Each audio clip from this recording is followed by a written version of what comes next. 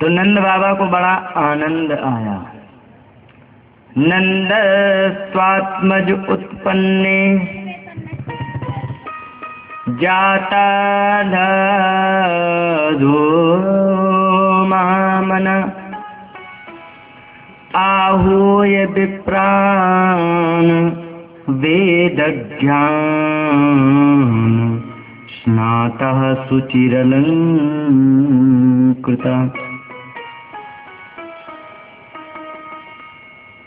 नंद ने देखा कि हमारे घर में आनंद देने वाला पुत्र आया है, और परमात्मा का दर्शन हो आनंद ना आए, ऐसा तो हो ही नहीं सकता। फिर इतने प्रसन्न हुए, इतना जात आह्लाद, बड़े आह्लादित आनंद हो गया उनको। फिर आहूय विप्रान वेद ज्ञान, जो वेद के ज्ञाता ब्राह्मण थे उनको आहूय बुला करके, स्नाता शुचि ही अलंकृता, जो नहाए धोए के पवित्र होकर के और सज धज के आए। सुखदेव जी ने एक एक बिंदु पर दृष्टि डाली। स्नाता जो नहाए आए थे, शुचि ही माने पवित्र, अलंकृता सज धज के आए थे। इसके बाद वहां पर वाचयित्वा स्वस्त्ययनम जात कर्म आत्मजस्व, स्वस्ति वाचन करवा के और जात कर्म जन्म संस्कार जो होता है वो करवाया, और कार्यामास विधिवत पितृदेवार्चनम तथा। देखिए कितना छोटे से वाक्य में कितना बड़ा रहस्य छिपा दिया। प्रत्येक मनुष्य 3 ऋण लेकर के आता है, चाहे ब्राह्मण हो या क्षत्रिय हो, वैश्य हो या शूद्र हो, प्रत्येक व्यक्ति। एक तो होता है देव ऋण, एक होता है पितृ ऋण, और एक होता है ऋषि ऋण। ठीक है, तो यहाँ पर अभी तक नंद बाबा के कोई संतान नहीं हुई, तो वे इस चीज को लेकर बड़े दुखी थे कि मेरा पितृ ऋण रहा जा रहा, क्योंकि देव ऋण उतारने के लिए देवता की पूजा करनी चाहिए। पितृ ऋण उतारने के लिए वंश आगे बढ़ाना चाहिए, पुत्र का जन्म होना आवश्यक है। पुत्र ना हो तो पुत्री ही सही। आगे आएगा प्रसंग, बताऊंगा कि अगर जो किसी पिता के यहाँ पुत्र का जन्म नहीं हुआ तो पुत्री का हुआ, तो उसके लिए तिलांजलि का विधान है, उसके बेटी का बेटा हो, वो कर सकता है। 12 प्रकार के पुत्रों का वर्णन आया है शास्त्रों में। हाँ, एक तो अपना वो पुत्र जो अपनी पत्नी से पैदा हो, एक वो पुत्र है जो खरीदा गया हो, एक वो पुत्र है जो किसी का गोद ले लिया हो, एक वो पुत्र है जब विवाह हुआ उसके 4 दिन पहले से ही पत्नी लेके आ जाए। स्पष्ट बता रहा हूँ, अब आपको बुरा लगे तो। हाँ, ऐसे होते हैं, वो भी है, शास्त्र में आते हैं। हाँ, और एक वो पुत्र होता है जो विवाह होने के पहले ही जन्म दे दिया हो, है ना, ये पुत्र होते हैं। लेकिन कुछ पुत्रों की गिनती, एक पुत्री का पुत्र भी होता है, लेकिन इनकी गिनती है तो कुछ पुत्र जो होते हैं वो धर्म से युक्त हैं। जैसे कि अपनी पत्नी में जो पुत्र हो, यदि नहीं हो पा रहा दुर्भाग्यवश गोद ले लो, ये भी धर्म से युक्त है। फिर भी ना हो तो पैसा दे के किसी गरीब को किसी के बच्चा खरीद लो, ये भी धर्म से युक्त है। इसके बाद सब अधम पुत्र हैं। हाँ, प्रथमा और सा पुत्रा द्वितीयं कन्यका सुता तृतीयम दत्त को पुत्र, तीसरा दत्तक माने गोद लिया हुआ। ये सब शास्त्र सिखाते हैं। तो कहने का मतलब यही है, जिस समय नंद बाबा के यहाँ पुत्र का जन्म हुआ, उन्होंने सोचा हे भगवान आज हमारा पितृ ऋण उतर गया, तो प्रसन्न हो गए। तो खूब उन्होंने देवताओं का तो अर्चन किया और पितृ ऋण लिखा कार्यामास विधिवत पितृदेवार्चनम तथा विधिवत, खूब उदार मन से देवताओं की और पितृ की पूजा की और कहने लगे कि हे भगवान आप लोगों की कृपा से आज हमारे घर में एक छोटा सा पुष्प खिला है। इसके बाद धेनूनां नियुते प्रादात् विप्रेभ्यो समलंकृत तिलाद्रीन् सप्तरत्नै शतकुंभ बरावृतान्। धेनु नाम नियुते प्रादात, नियुत कहते हैं 2 लाख को, ठीक है। नियुत माने 2 लाख गायें विप्रान प्रादात, ब्राह्मणों को दे दी। ये रह गए थे तो नहीं मिली, नहीं भी 2-4 मिल जाती। विप्रेभ्यो समलंकृत, ब्राह्मणों को दी और देने के बाद तिल के अद्रि माने पहाड़ बनाए और रत्नों के भी बनाए, सब बांट दिए। बांटने के बाद घर में आनंद है। 2 मिनट के लिए, भले ही तुम 3 हो तो क्या है, आनंद हो जाता है 2 मिनट के लिए।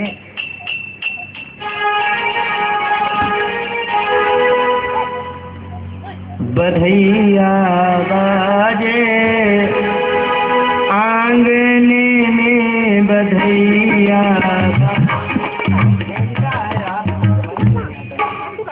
बधैया बाजे आंगने में, बधैया बाजे आंगने में, बधैया बाजे आंगने में,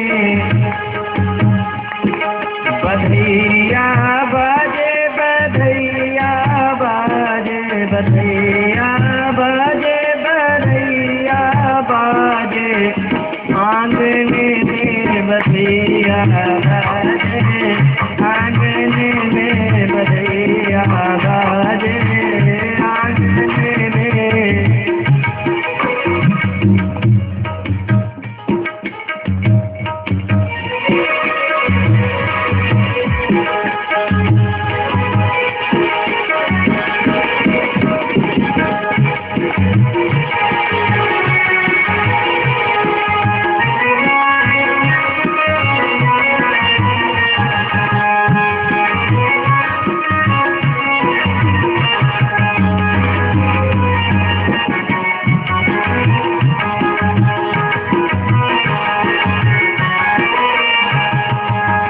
चंद्रवदन मृगनयनी सी दिखती, चंद्रवदन मृगनयनी सी, चंद्रवदन मृगनयनी सी दिखती, चंद्रवदन मृगनयनी सी दिखती, सोरठ तानन रागने में, बधैया बाजे आंगने में, बधैया बाजे आंगने में, बधैया बाजे आंगने में, बधैया बाजे।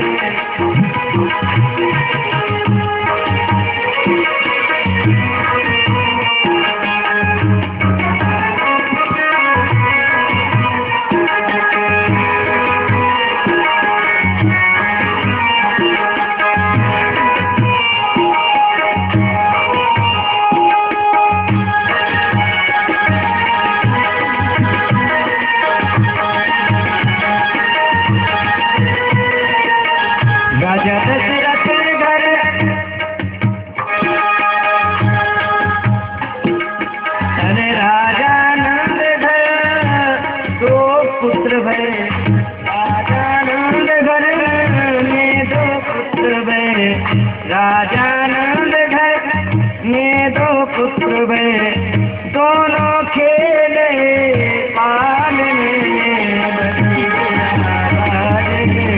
आंगने बधैया बाजे।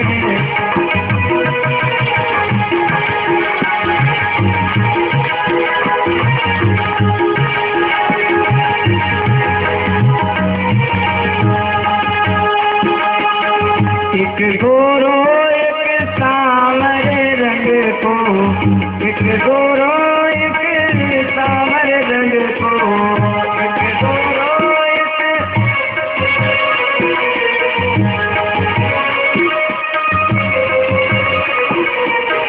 क्या छवि सोहे पालने बधैया बाजे, आंगने बधैया बाजे, आंगने बधैया बाजे, आंगने बधैया बाजे।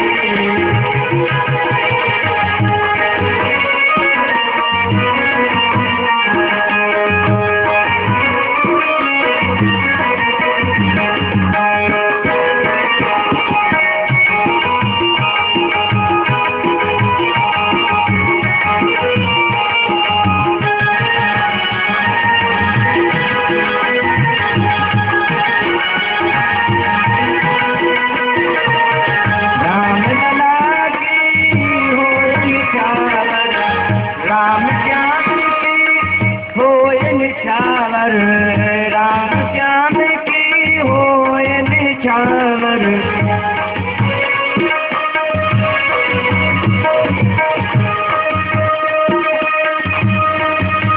को नहीं सकुचे मांगने में बधैया बाजे, आंगने बधैया बाजे, आंगने बधैया बाजे, आंगने बधैया बाजे।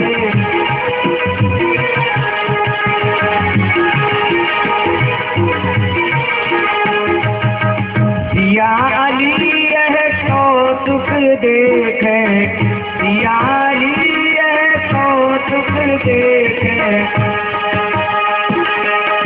रजनी बीती जागने में बधैया बाजे, आंगने बधैया बाजे, आंगने बधैया बाजे, आंगने बधैया बाजे, आंगने बधैया बाजे, आंगने बधैया बाजे, आंगने।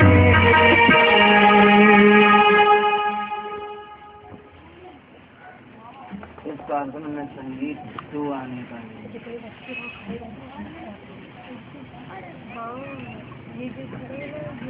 यहाँ पर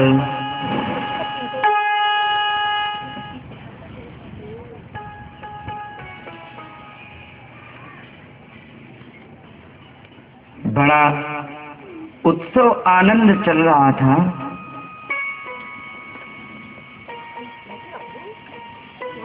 इसके बाद वहां पर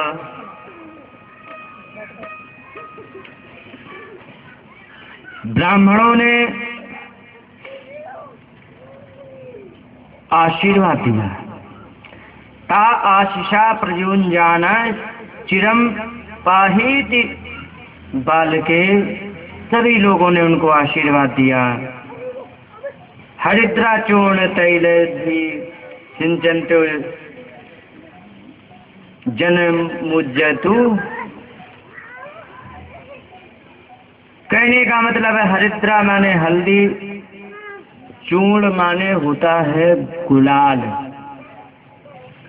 इनको सब बिखेरते हुए भी सभी लोगों ने वहां पर उत्सव मनाया, और उत्सव मना करके सभी लोग बड़े आनंद से ब्रजवासी वहां गोकुल में हैं। इसके बाद नंद को स्मरण आया कि मैंने कंस का कर नहीं दिया है और मेरे घर में उत्सव हो रहा है, और दुष्ट व्यक्ति कभी ये नहीं देखता है कि दूसरे व्यक्ति की स्थिति क्या है। समझदार व्यक्ति तो ये देखता है कि इस समय बड़ा आनंद है, उत्सव चल रहा है, तो उत्सव में विघ्न ना डालें, इसलिए हम ऐसी कोई बात ना कहें, कर्ज ना मांगें जो कि उसके उत्सव में उसके मन को ठेस पहुँचे। लेकिन जो राक्षस होता है उसे इस बात का कोई ध्यान नहीं रहता, और इस बात को नंद बाबा अच्छी तरह जानते थे। तो उन्होंने क्या किया कि ऐसा करें, हम ये पहले आफत अपनी टाल लें, ठीक है, इसके बाद हमारा नंद उत्सव तो होता ही रहेगा, हमारे घर में जन्मोत्सव तो चलता ही रहेगा, लेकिन ये अपनी समस्या टालें। तो उन्होंने क्या किया कि यहाँ पर गोपान गोकुल रक्षायाम निरूप्य मथुरागता नंद कंसस्य वार्षिक्यम करम दातु क्रुद्वः। हे क्रुद्वः, हे परीक्षित जी, यहाँ पर गोपालों को गोकुल की रक्षा के लिए छोड़ दिया। कहा कि ऐसा है, मैं मथुरा जा रहा हूँ, कंस का वार्षिक कर दे दें, नहीं तो आकर के बीच में विघ्न डालेगा, है ना। तो इसलिए हम जा करके उनको वार्षिक कर दे आए। और आप लोगों को यही है कि यहाँ रहो, कोई समस्या हो उससे उसकी रक्षा करना, ठीक है। हमारे घर में उत्सव चल रहा है, माताएं स्त्रियां हैं, इनकी भी सुरक्षा, कोई समस्या हो इन पर भी तो ध्यान रखना, और मैं जा रहा हूँ। उन्होंने कहा ठीक है। अब यहाँ पर जा करके वसुदेव को पता लग गया कि हमारे मित्र जो है नंद बाबा आए हुए हैं। लिखा है वसुदेव उपश्रुत्य भ्रातरम नंदमागतम। उन्होंने सुना कि हमारे भाई नंद बाबा आ गए हैं, और जब उन्होंने ऐसा सुना तो इसके बाद ज्ञात्वा दत्त करम राज्ञ ययौ तद अवमोचनम। उन्होंने देख लिया कि हमारे नंद बाबा मित्र जो हैं इन्होंने कंस का कर दे दिया है। अब वे आकर के वहाँ पर अपने मित्र थे, आपस में वार्तालाप करने लगे। वार्तालाप करते करते दोनों आपस में बड़े प्रेम से मिले, और मिलने के बाद वहाँ पर बातें होने लगी।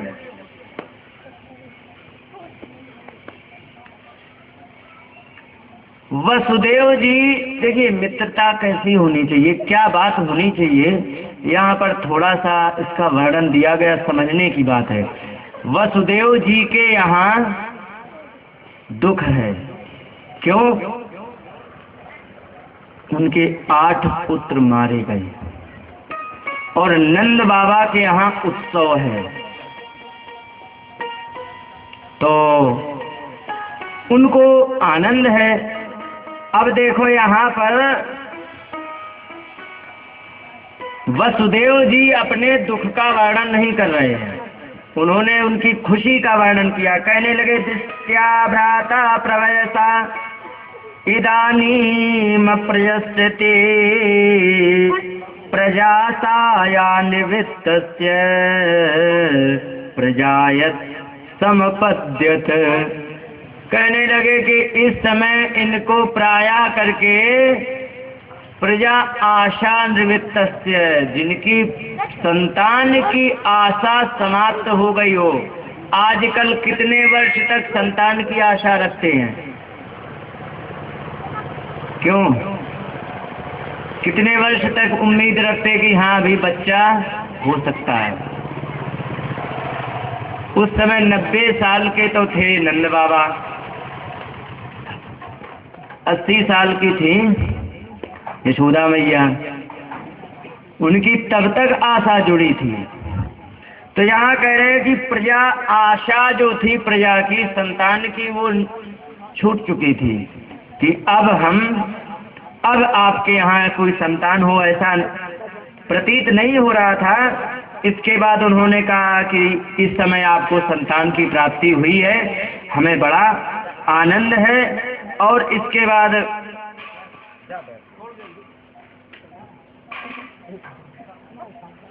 उन्होंने कहा कि भ्रातर्मम सुतः कच्चिद मात्रा से भवत ब्रजे तातम भवंतम मनमाना भवद्भ्याम उपलालितन। हमारे बच्चों का दुर्भाग्य देखो कि हमारे बच्चे हैं आपके यहाँ, और आपको क्या तातम भवंतम मनमाना, आपको अपना पिता समझते हैं। उन्हें ये भी पता नहीं है कि असली पिताजी कौन है। ये क्यों है? क्योंकि ऐसी परिस्थिति बन गई है कि हम उन्हें नहीं कह सकते, नहीं तो कंस उपद्रव कर देगा। तो कहीं तातम भवंतम मनमाना, आपको अपना पिता मान रहे हैं, और भवद्भ्याम उपलालिता, आपके द्वारा उनको प्रेम मिल रहा है। इसके बाद उन्होंने कहा कि कोई बात नहीं, पुलत्रिवर्गो विहिता सहृदो यनुभावितम नाते शुक्लिश्यमाने सूत्र सर्गो अर्थाय कल्पते। कहने लगे कि अगर जो हमारा कोई सुहृद हो, मैं बहुत बड़ा पैसे वाला हूँ, और मेरा कोई सुहृद, कोई हितैषी, कोई चाहने वाला प्रेमी, रिश्तेदार आदि आदि, पड़ोसी भी मान लो, अगर जो हमारे पास तो धन दौलत है और हमारा पड़ोसी दुखी है, तो हमारी संपत्ति से उसे सुख नहीं मिल रहा, तो हमारी संपत्ति किसी काम के लिए नहीं। क्योंकि हमारे पास भगवान ने संपत्ति दी है, तो हमारा ये भी धर्म बनता है कि हमारे सामने दुखी कौन है, हमें उसका भी ध्यान रखना चाहिए। ये मतलब है। उन्होंने कहा कि आपने ऐसा नहीं किया, मेरे ऊपर समस्या आई, हमारे एक पत्नी और 2 बच्चों को। इतना बड़ा कोई उदार हो सकता है? आदमी कहते हैं कि हमारे अपने बच्चे नहीं पाले जाते हैं, और बड़े प्रेम से नंद बाबा ने, रोहिणी उनकी पत्नी थी और 2 बच्चे उनके थे, दोनों को पाला। और थोड़े बहुत दिन नहीं, 11 वर्ष तक, 11 वर्ष 52 दिन के कृष्ण हो गए थे तब अक्रूर लेने गया था, तो 12 वर्ष के तो वे हो गए थे बलराम जी। तो कहने का मतलब, और पत्नी को भी पाला जब तक वे कारागृह में रहे। तो इतना बड़ा सहयोगी कौन हो सकता है? लेकिन नंद बाबा, आपने है हमारे मित्र, ऐसी आपत्ति में आपने मेरा साथ दिया। अब नंद बाबा कह रहे हैं, नंद बाबा को ये दिखाई पड़ रहा है कि मेरा मित्र आज दुखी है क्योंकि इसके बच्चे नहीं हैं। नंद बाबा कह रहे कि यह होते देव की पुत्रा कंसेन बहुवो हता, एका वशिष्ठा वरजासा कन्या सापि दिवम गता। कह रहे कि अरे देखो, तुम्हारे देवकी पुत्रा, तुम्हारे इतने देवकी से जन्म लिए हुए पुत्रों को कंसेन बहुवो हता, कंस के द्वारा बहुत से मार दिए गए हैं। लेकिन अरे दुर्भाग्य, एक अंत में एकावशिष्टा वर्जा कन्या, एक कन्या अंत में बची थी, सापि दिवम गता, वो भी स्वर्ग को चली गई। लेकिन क्या करें वसुदेव जी, नूनम हृदिष्ट निष्ठोयम अदिष्ट परमो जना अनादिष्टमान आत्मान त्वम यो वेदना समूहते। कहने लगे क्या कर सकते हैं, ये सारे का सारा जो कुछ है वो सिर्फ प्रारब्ध के वश में है। मनुष्य कोई कुछ नहीं कर सकता है। किसी से मिलना है, किसी से बिछड़ना है, किसके पास जाना है, किसके पास नहीं जाना, किससे ब्याह होना है, किससे संबंध होना है, किससे जिंदगी कटनी है, किससे नहीं कटनी, सब परमात्मा के हाथ में होता है। जैसे कि आप मोबाइल लेने जाते हो ना, कौन कौन किससे सॉफ्टवेयर उसको चाहिए है, कितने इस्तेमाल में आएंगे, कंपनी पूरे उसमें इंस्टॉल करके देती है। लेकिन जिस समय मनुष्य का जन्म होता है तो जन्म तो पता होता है कि इतनी तारीख को हैप्पी बर्थडे टू यू खूब मना लेते हैं, मृत्यु का दिन नहीं पता। लेकिन जन्म से मृत्यु के बीच में जितने ब्लॉकट आएंगे, ब्याह का है, सुख दुख का है, एक्सीडेंट का है, बच्चा पैदा होने का है, जितने भी ब्लॉकट और स्टेशन आएंगे, इसकी सबकी तारीख निश्चित होती है और किसके साथ कैसा होना है ये भी निश्चित होता है। संबंध किससे होना है, कब होना है, ये सब परमात्मा के अधीन है और समय पर सब हो जाता है। जो होना होता है सो हो जाता है। इसके बाद उन्होंने कहा कि हम क्या कर सकते हैं, क्या करें, क्योंकि ये सब प्रारब्ध के वशीभूत है। कोई मनुष्य इसे बदल नहीं सकता है। बदलने के लिए केवल इतना ही कर सकता है कि वो भगवान का स्मरण करे। अन्य कोई प्रयास करेगा तो बदलने की जगह वो उल्टा बिगाड़ और सकता है। कंस ने बदलने का प्रयास किया, संसार भर में उसका अपमान हुआ, क्योंकि उसने राक्षस भेजे बच्चे मारने के लिए, कई बच्चे मार डाले तो अपमान भी हुआ। तो कहने का मतलब बदल भी नहीं पाया। भगवान का भजन करके बदला जा सकता है। इसके बाद वसुदेव जी कहने लगे कि सुनो मित्र नंद बाबा जी, ऐसा करो, यहाँ तुम रो गिड़गिड़ाओ मत। अब जो मरने थे मर गए, जो जिसको आकाश में जाना था वो चला गया। अब भाग्य की बात आप ही कह रहे हो, तो अब एक काम करो, हमें हाल माहौल ठीक नहीं लग रहे, करो वह वार्षिको दत्तो राज्यो दृष्टा वयम चैवा। आपने राजा को अपना कर दे दिया है, हमने भी देख लिया, तुमने भी देख लिया, सब कुछ हो गया, लेकिन निश्चयम बहुत थे, यहाँ बहुत देर तक आप मत रुको। क्यों? क्योंकि संत उत्पाताश्च गोकुले, गोकुल में उत्पात होने की आशंका है, जाओ। उन्होंने पहले ही उनको सचेत कर दिया। अच्छा एक चीज है, अगर जो कोई व्यक्ति है उसकी बात सही निकल जाती है तो दुश्मन भी हो वो भी मान लेता है, और जो सत्य बोलने वाला है उसकी दुश्मन भी विश्वास कर लेते। कंस ने से कह दिया कि हम अपने बच्चों को तुम्हें दे देंगे, कंस ने पूरा विश्वास किया और सच में दिए। तो इस प्रकार से जब उन्होंने कह दिया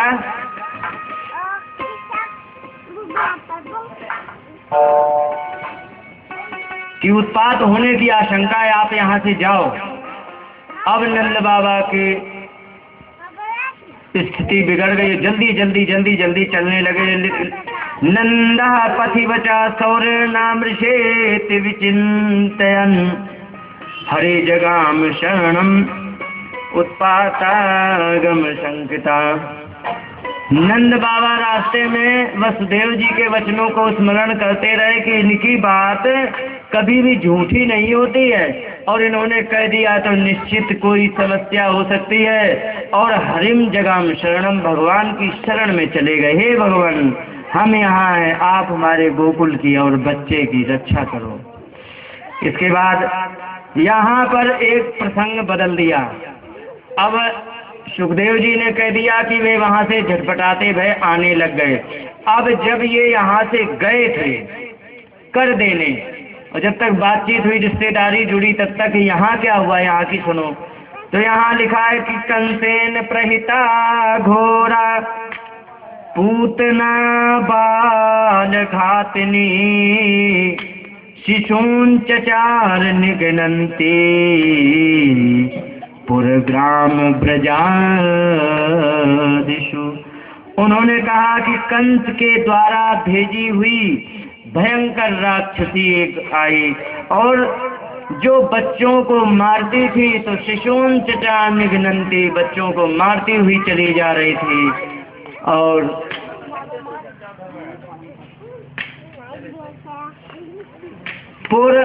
कुछ बड़े बड़े ग्राम और ग्राम छोटे छोटे गांव, ब्रज आदिशु, ब्रज कहते हैं गौशालाओं को, जहाँ पर गायों की बस्ती या गोपालों की बस्ती होती है, उसको ब्रज कहते हैं।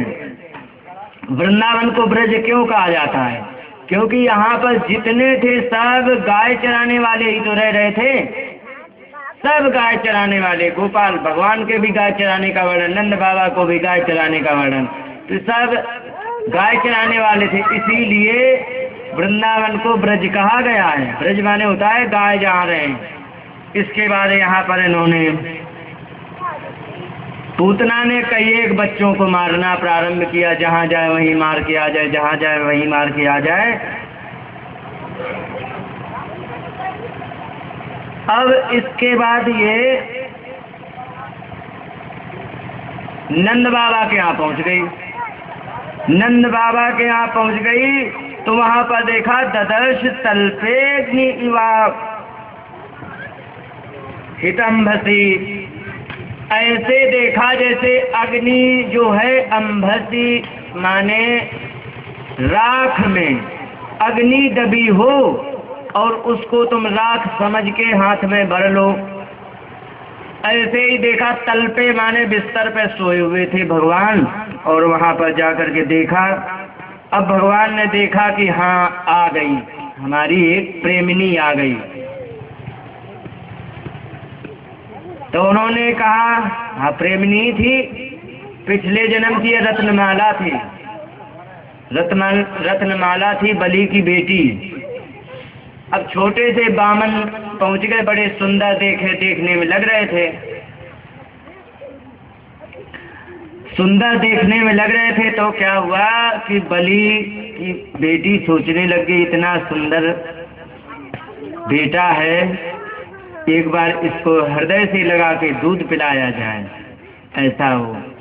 लेकिन थोड़ी देर बाद उन्होंने नाटक किया, नाटक करने के बाद उनको बांध लिया। इसको हाथ पकड़ के उधर फेंक दो।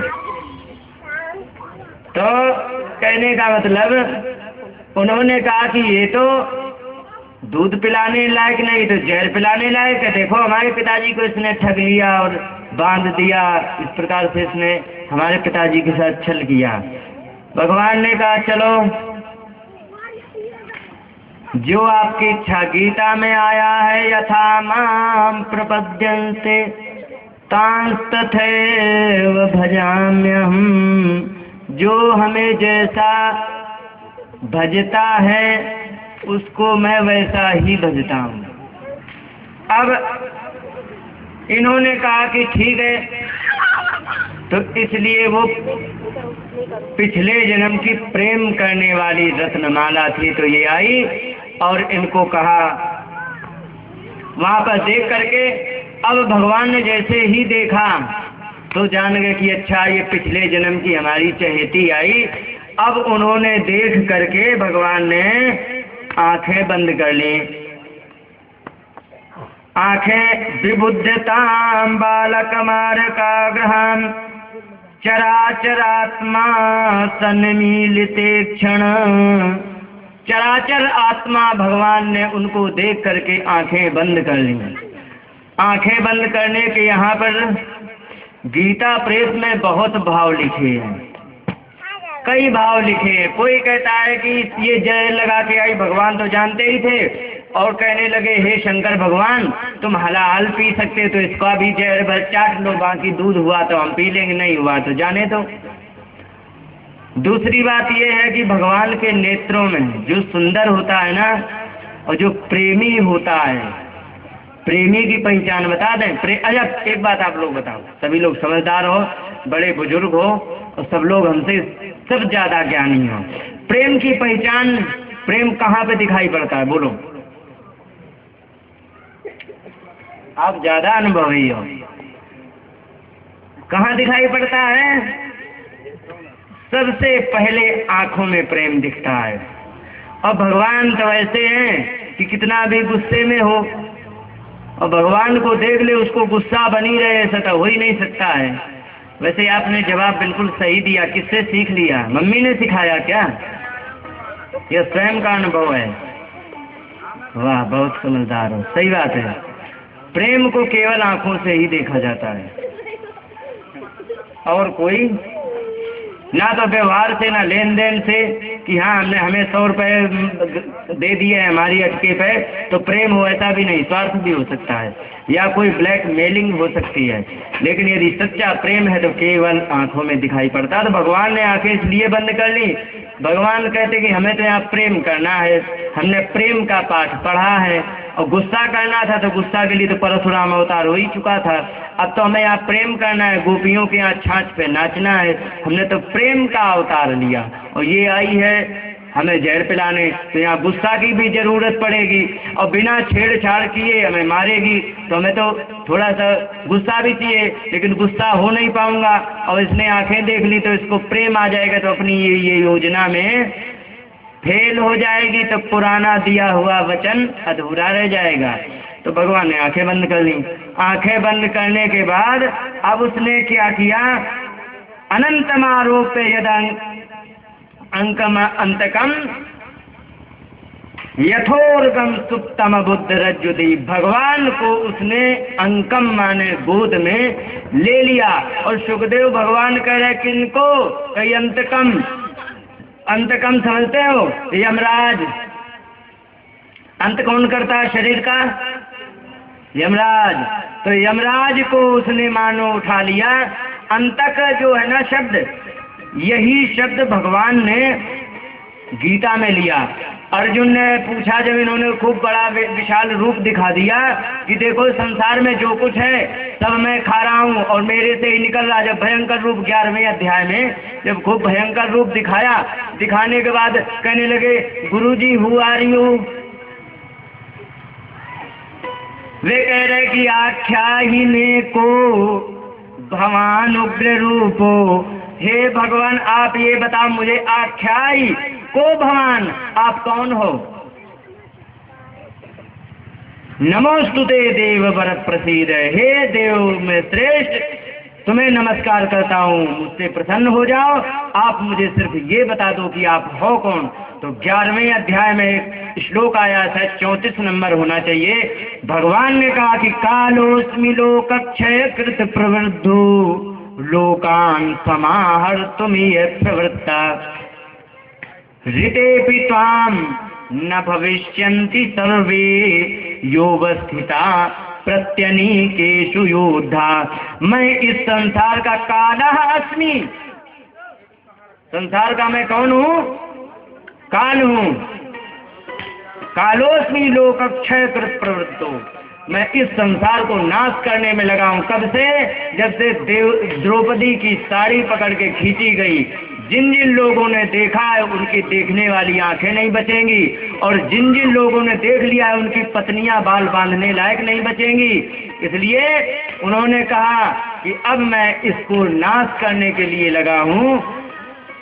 और जो अर्जुन कह रहे हो कि मैं नहीं मारूंगा, तो ऋतेपि त्वाम, तुम्हारे होने पर भी न भविष्यन्ति, बचेंगे नहीं। योगस्थिता प्रत्यनीकेषु योद्धा, विरोधी सेना में जो हमारे सामने खड़े हैं अर्जुन, ये एक भी नहीं बचेंगे, तुम मारो या न मारो। तो कहने का मतलब यही शब्द भगवान ने उधर दोहराया है, और यही यहाँ पर सुखदेव जी ने कहा है, अंतकम, अंत करने वाले। तो इस समय तो पूतने का अंत करना है, भक्तों के तो पापों का अंत करते हैं, है ना। और पूतना का यहाँ पापिनी है तो उसके शरीर का अंत करें। अब उठा लिया, अब उदाहरण बड़ा सुंदर दिया। उन्होंने कहा अच्छा एक बात बताओ, जैसे कोई व्यक्ति है रास्ते में जा रहा है, कोई रस्सी पड़ी है, और रस्सी यदि पड़ी है और उसको वो सर्प समझ करके वो डर जाए, बताओ उससे कोई हानि होगी, डर ही जाएगा। हार्ट अटैक की तो गारंटी नहीं ले रहा हूँ, लेकिन वैसे डर ही जाएगा। लेकिन टॉर्च हुई लगा के देखेगा तो पता लगेगा अरे ये तो रस्सी है। और एक बात और बताओ, अगर जो सच में सर्प पड़ा हो और तुम रस्सी समझ के उठा लो और वो भी जिंदा हो, फिर क्या होगा। सुखदेव जी कह रहे हैं यथोरुगम सुप्तम बुद्ध रज्जुदी, जैसे सोया हुआ सर्प पड़ा और उसको रज्जु दी, रस्सी के धोखे उसने उठा लिया हो। अब बताओ वहां पर वो डरेगा या मरेगा? रस्सी में तो खैर डर जाएगा कि सांप जान गया कि ये तो डर के बड़बड़ा के दूर हो जाएगा, वो डरेगा। लेकिन सच में अगर जो सांप पड़ा हो, रस्सी समझ ले, तो वहां डरेगा या मरेगा सीधे? इसलिए वहां तो मरेगा ही। तो पूतना नहीं जान पाई कि हमने किसी बड़े से पंगा ले लिया है, और उसको उठाया, उठा करके भगवान को तुरंत अपना स्तनपान कराने लग गई, जिसमें कि कालकूट नाम का जहर था। तस्मिन् स्तनम दुर्जर उर्वणम घोरांकमादाय शिशोर ददावत गाढ़म कराभ्याम भगवान प्रपीड्य तत् प्राणै शमम रोष शमन वितोपिवत तस्मै स्तनम दुर्जर वीर्य उर्वणम घोरांकमादाय। माता की गोद भयंकर होती है या प्रेम से भरी हुई, लेकिन यहाँ पर मारने के लिए आए तो कहा घोर अंकम आदाय, भयंकर गोद में उसको ले लिया और भगवान के मुंह में अपना स्तन दे दिया। लेकिन भगवान ने भी सोची कि जो तुम खेल खेलने आए हो, पहले उसका मैं कमांडर रह चुका हूँ। जो खेल खेले वो क्या, वो कौन होता है जो बताता रहता है, खड़े खड़ा इतने रन हुए, इतने नहीं हुए, एम्पायर। पल याद आई, भगवान ने कहा कि जो खेल खेलने तुम आए हो यहाँ पर, उसका मैं एम्पायर पहले रहा हूँ और तुम हमें खेलना सिखा रही हो। भगवान ने क्या किया, दोनों हाथों से पकड़ लिया। पकड़ने के बाद जब दबा दिया तेजी से, गाढ़म कराभ्याम, कठोर हाथों से भगवान प्रपीड्य तत्, भगवान ने उसको दबाया।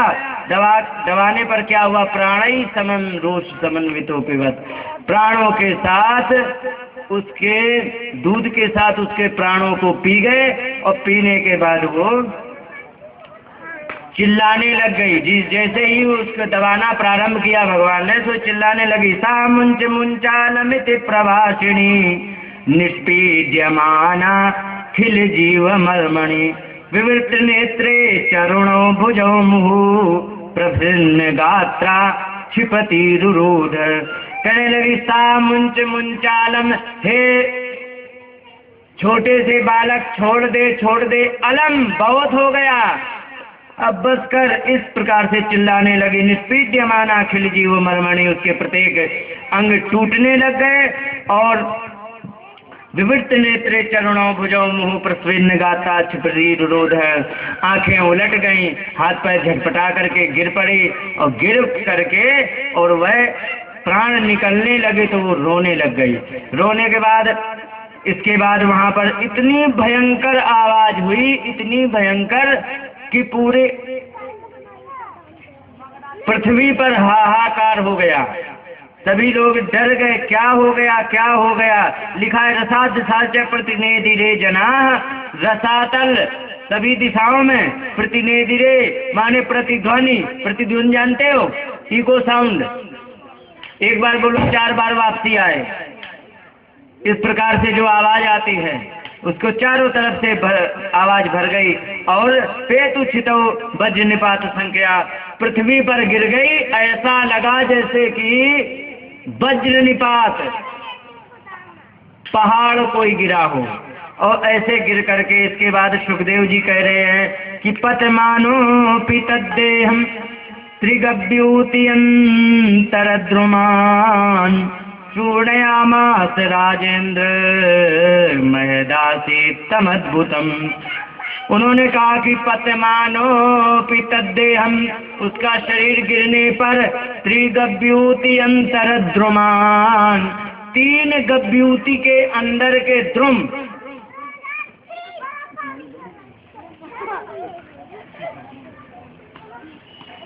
पहचान गया ना?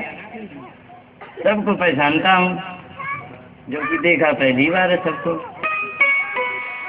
तो एक गभ्यूति होता है 2 कोस का। गभ्यूत कितना होता है? 2 कोस का।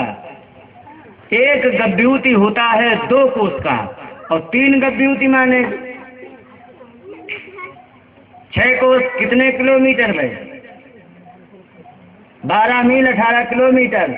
यहाँ पर सुखदेव जी कह रहे हैं कि त्रिगव्यूति अंतरत द्रुमान, 18 किलोमीटर के जितने वृक्ष थे, क्या हुआ कि चूर्णयामास, सबको चूरन बना दिया।